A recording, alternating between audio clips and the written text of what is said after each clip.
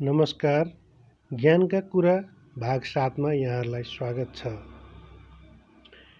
भनिन्छ चरित्र यस्तो बनाउनु पर्छ कि दुनियाँले तपाईलाई सर्च गरून्, त्यस्तो नबनाउनुहोस् कि अरूले तपाईलाई ब्लक गरून्। बुद्धले भन्नुभएको छ, संसारमा शील आवश्यक छ, ज्ञानको उपयोग शीलमा निर्भर छ। शील बिना ज्ञानको कुनै अर्थ रहँदैन। त्यसैले शील नै आरम्भ हो, शरणस्थान हो। शील नै समस्त कल्याणको जननी हो।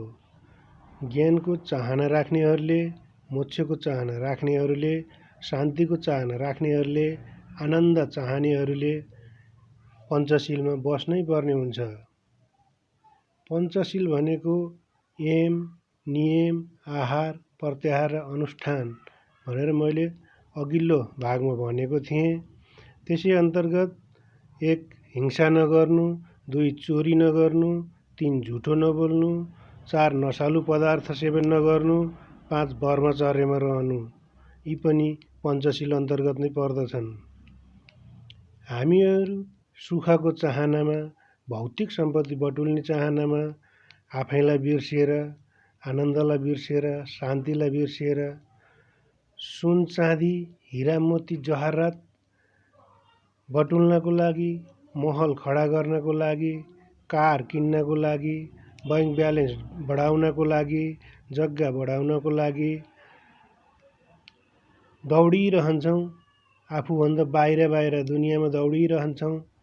त्यो जति जति बढ्दै जान्छ, हामीलाई अहङ्कारको जन्जिरले, घमण्डको जन्जिरले झन् कस्दै लान्छ, बाँध्दै लान्छ। लोभको सर्पले डसिरहन्छ, तृष्णाको विषको जलनले तडपिरहन्छ। ऊ भगवानबाट टाढा हुँदै जान्छ, उसमा कर्तापन हाबी हुँदै जान्छ र सबै कुरा मैले नै गरेको हुँ भन्ने घमण्ड बढ्छ। ऊ आफैलाई सर्वेसर्व ठान्न थाल्छ। त्यसपछि उसको अधोपतन हुन थाल्छ। उसमा ईश्वरको अनुकम्पा रहँदैन। त्यसपछि सबै कुरा भएर पनि ऊ कङ्गाल हुन्छ। ऊ सुख शान्तिको लागि तडपिन्छ, तर त्यो उसले कहिले प्राप्त गर्न सक्दैन। त्यही महत्त्वाकांक्षा नै उसको सबैभन्दा ठुलो शत्रु बनिदिन्छ। उसले घर 3-4 वटा बनाउला, तर एउटा घरमा पनि बास बस्न पाउँदैन।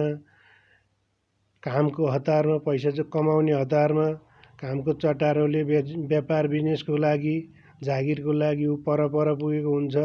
हतारमा होटल रेस्टुरेन्टका खानाहरू खानुपर्ने हुन्छ, जङ्क फुडहरू खानुपर्ने हुन्छ, जो खाना मृतप्राय हो, जसबाट हाम्रो शक्ति क्षीण हुँदै जान्छ, इम्युनिटी पावर घट्दै जान्छ र हामीलाई अनेकका रोग लाग्न थाल्छन्।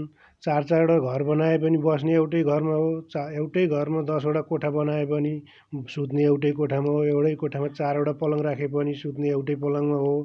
तर यी सबै कुराको पछि दौडेका व्यक्तिहरू आफ्नो घरमा पनि बस्न पाउँदैनन्। आमाले पकाएको मिठो पनि खान पाउँदैनन्। श्रीमतीले पकाएको पनि खान पाउँदैनन्। पैसाको पछि दौडिँदा जीवन समाप्त हुन्छ। तैपनि यिनको तृष्णा समाप्त कहिले पनि हुँदैन।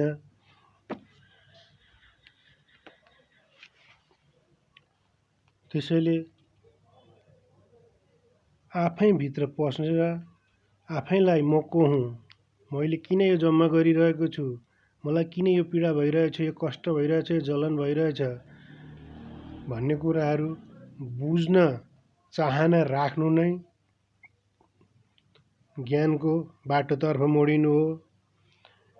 शास्त्रले पनि त्यस्ता व्यक्तिहरूलाई थोरै बाटो देखाइदिन्छ, तर त्यो शास्त्रको ज्ञान मात्रै पूर्ण ज्ञान हुँदैन, त्यो अपुरो हुन्छ। ज्ञान त आफै भित्रबाट प्रस्फुटन भएर आउनुपर्ने हुन्छ। शास्त्र ज्ञान भनेका भूतकालका अनुभवहरूको फल हो। अष्टवक्रले यसलाई बितिसकेका ज्ञानी व्यक्तिहरूलाई जलाएपछि बाँकी रहेको खरानीको थुप्रो नै शास्त्रको ज्ञान हो भन्नुभएको छ। ज्ञान त आफैभित्र छ, त्यो विशाल ऊर्जा आफैभित्र छ, त्यो चेतना आफैभित्र छ। शास्त्र भनेको हजारौँ वर्षमा अनेकौँ बुद्ध पुरुषहरूले अनुभव गरेका, आत्म साक्षात्कार भएका कुरा लोक कल्याणका लागि दिएर जानुभएका मार्ग निर्देशन मात्र हुन्। आत्मदर्शनका नक्सा हुन्। शास्त्रका मार्ग निर्देशन तथा नक्सा पढेर जानेर मात्र जान्ने भन्नु हुँदैन। धार्मिक ग्रन्थहरूले नैतिकता र धर्मप्रति विशेष जोड दिएका हुन्छन्। धर्मशास्त्रको अध्ययनले त्यतिखेरको सामाजिक, आर्थिक, धार्मिक, राजनीतिक अवस्थाको जानकारी प्राप्त हुन्छ। भक्तलाई सांसारिक विधाको पण्डित्याइ केही काम छैन। उद्धवजीले गोपिनीहरूको भक्ति देखेर भन्नुभएको थियो, म बुद्धि लडाउँदै रहेँ, वेदान्तका सिद्धान्तहरूमा अल्झिँदै रहेँ र वर्मको अनुभव गर्न पाइनँ। बुद्धि आर्जन हुँदैमा ज्ञानानुभव हुँदैन। ज्ञानार्जनको महत्त्व भएर पनि ज्ञानानुभवको महत्त्व ज्यादा छ। ज्ञानार्जनले ज्ञानानुभव पाउन भक्ति अनिवार्य छ। उहाँ शास्त्रमा डुब्नुभयो तर मोती हात परेन। गोपीहरू संयोगावस्थामा भगवानको चक्षु दर्शन गर्दथे, वियोगावस्थामा मनोदर्शन गर्दथे। ज्ञानको फल धन या प्रतिष्ठा होइन। जसलाई प्रभुको साक्षात्कार भएको छैन उसलाई मात्र शास्त्र हो। शास्त्र ज्ञानीका लागि आवश्यक छैन। शास्त्र केवल मुमुक्षुका लागि हो।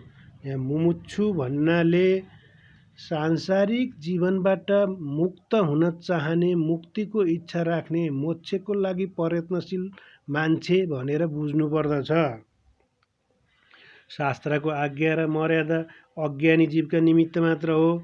मानिस शास्त्र पढ्दछन् तर त्यसलाई व्यवहारिक रूप दिँदैनन्। जन्म जन्मको तप पुण्य एकत्र भएपछि ज्ञान गङ्गाको अवतरण हुन्छ। ज्ञानको शोभा व्याख्यानमा होइन, क्रियात्मक भक्ति योग हो।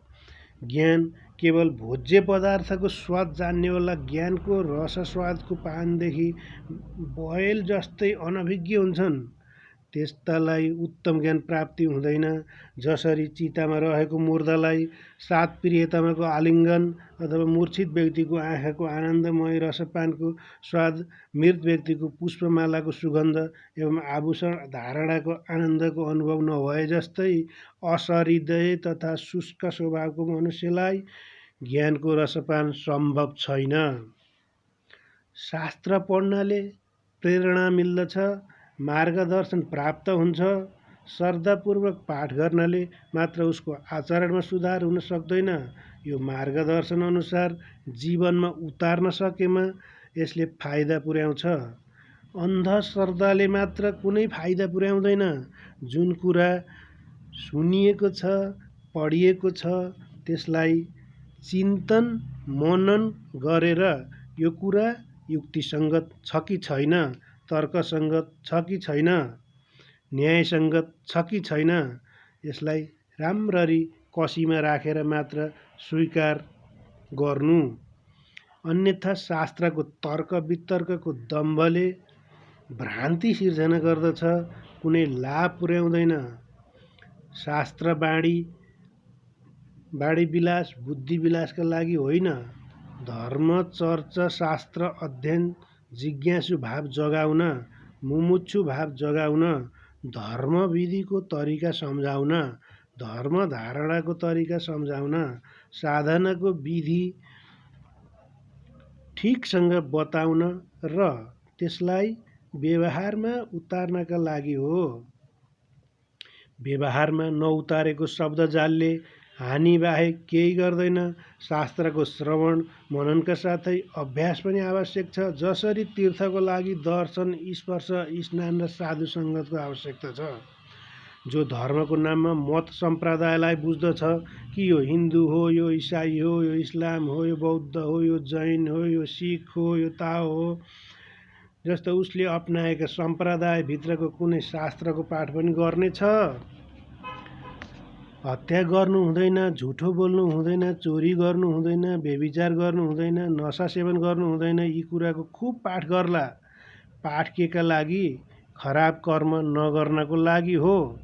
तर ऊ त्यहाँ लेखेको कुरालाई जीवनमा उतार्नतिर नभएर पाठ गर्नलाई नै पुण्य कर्म ठान्दछ। त्यसैको रट लगाउँदछ। जबसम्म ती निषिद्ध कुरा जीवनमा उतार्दैन, पाठकको के प्रयोजन भयो र? त्यसलाई त एक्सनमा ल्याउन सक्नु पर्यो। एउटा सवारीले राम्ररी सम्झनेछ कि मैले शराब पिउन हुँदैन। एउटा शराबीले राम्ररी सम्झनेछ कि मैले शराब पिउन हुँदैन। यसले मेरो पनि हानि गर्नेछ र मेरो परिवारको पनि। यसले आर्थिक हानि पनि गर्नेछ र चरित्रको हानि पनि गर्नेछ। यसले सबैमा हानि पुर्याउँछ, स्वास्थ्यको हानि पनि गर्नेछ। तर समय आएपछि साँझ पर्नसाथ उसले पिउन सुरु गर्छ। बिहान शास्त्र पढेर पिउनु हुँदैन भनेर के जान्नु भयो र? यदि उसले त्यसलाई पिउन छोड्छ भने बल्ल उसले शास्त्र पढेको होइन, शास्त्र बुझेको थाहा हुन्छ। बुझ्नुको अर्थ सुन्नु र पढ्नु मात्रै होइन, त्यसलाई व्यवहारमा नै उतार्नु नै हो। जुवा खेल्नेले पनि जुवा खेल्नु हुँदैन भन्ने राम्ररी सम्झन्छ, तर समय आएपछि उसले खेल्न हाल्छ, खेल्न छोड्न सक्दैन। दुष्कर्म गर्नेले पनि दुष्कर्म गर्नु हुँदैन भनेर त राम्ररी सम्झनेछ, तर समय आएपछि दुष्कर्म गरिहाल्नेछ। यस्तै हो शास्त्र पाठको पनि। पाठमा सबै कुरा मनन गर्छ, व्यवहारमा फेरि उस्तै। जबसम्म व्यवहारमा उतारिँदैन त्यसमा बुझेको ठहरिँदैन। मैले जानेको छु, मैले बुझेको छु, मैले बुझिसकेँ भन्नु एउटा अहङ्कार मात्र हो। बुझेको छु भन्ने होइन, एक्सनमा जाने हो, व्यवहारमा उतार्ने कुरा हो। शास्त्र पढेर जानकारी लिएर बाढी विलास बुद्धि विलास गर्नले केही फाइदा छैन। हाम्रा ऋषिमुनिले यसो गरेका थिए, उसो गरेका थिए, गीतामा यस्तो लेखिएको छ, पुराणमा यस्तो लेखिएको छ, यसो गर्दा कल्याण हुन्छ, कुरानमा यस्तो लेखिएको छ, बाइबलमा यस्तो लेखिएको छ, दश अगादि अङ्गमा यस्तो लेखिएको छ, गुरु ग्रन्थ साहिबमा यस्तो लेखिएको छ, सन्त कविले यसो भनेका छन् भन्ने मुखले भनेर केही फाइदा छैन। त्यो कुरालाई मान्नुमा के उपलब्धि हुन्छ? त्यसलाई त व्यवहारमा उतारेपछि मात्र प्रगति सुरु हुन्छ, अन्यथा यो सबै समयको बर्बादी हो। शिक्षा अध्ययन प्रवचनलाई बुद्धि विलास नबनाउनुहोस्।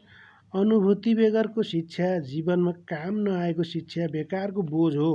धर्म प्रवचन शास्त्र अध्ययन प्रोत्साहनका लागि हो, बाढी विलासका लागि होइन।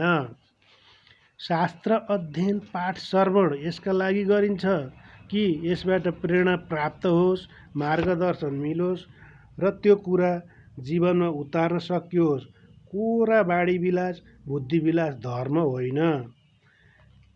एउटा धर्मबाट अर्को धर्ममा प्रवेश गर्ने बित्तिकै पहिलाको धर्म बदलिन्छ। त्यसरी बदलिने मत सम्प्रदाय पनि धर्म होइन। जीवनमा उतारिएको शील सदाचार नै धर्म हो। को कति धार्मिक छ भन्ने कुरा कसले कति शील सदाचार बढी पालन गरेको छ भनेर हेर्नुपर्छ। जस्तै अहिंसा, अस्तेय, ब्रह्मचर्य, सत्य, अप्रमादमा कसैले एउटा, कसैले दुई, कसैले तीन, कसैले चार पाँच पालना गरेको छ भने क्रमशः अधिक धार्मिक हो। लाखौँ प्रश्नको उत्तर जानेर पनि जान्ने भइँदैन। म को हुँ भन्ने एउटै उत्तर जानेमा सर्वज्ञ भइन्छ। आत्मज्ञानले पण्डितलाई लाटो बनाइदिन्छ। सारीपुत्र भन्ने एकजना प्रकाण्ड विद्वान थिए। एक दिन 500 जना शिष्यको साथमा बुद्धसँग शास्त्रार्थ गर्न आए। ठुलो जमघटमा सारीपुत्रले अनेक शास्त्रका कुराहरू गरेर बुद्धलाई हाँक्दिए। बुद्ध सुन्दै जानुभयो, हाँस्दै रहनुभयो। घन्टौँसम्म सारीपुत्रले बोल्दै रहे, तर बुद्ध चुप लागेर मात्र बस्नुभयो।